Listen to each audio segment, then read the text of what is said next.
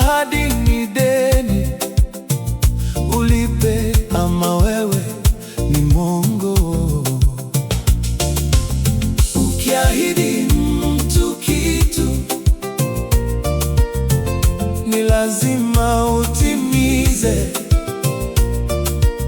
Kama hautimizi, wewe ni muongo tu, maana ahadi ni deni.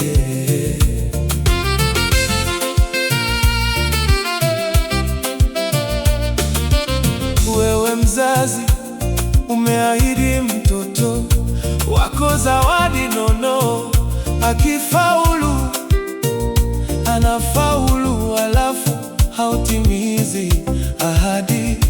Hayo ni makosa makubwa sana, baba na mama. Ahadi ni deni. Ukiahidi mtu kitu, ni lazima utimize. Kama hautimizi, wewe ni muongo tu, maana ahadi ni deni.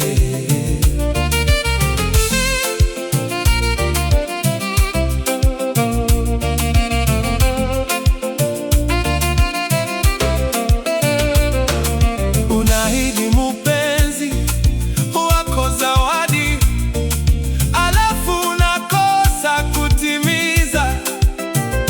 Hapo utakuwa umetafuta vita. Ni heri ungekimya, ndugu yangu. Ukiahidi mtu kitu, ni lazima utimize. Kama hautimizi, wewe ni muongo tu, maana ahadi ni deni.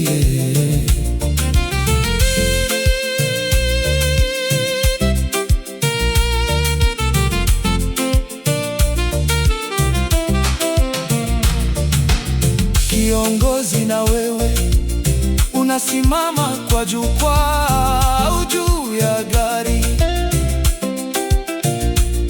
Unaahidi mambo mengi, nitafanya hili, nitajenga lile, na ndani yako unajua hautafanya.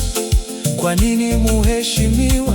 Hiyo ni tabia mbaya ya uhuni. Tujifunze kutimiza ahadi, tuache aibu kubwa kubwa. Ukiahidi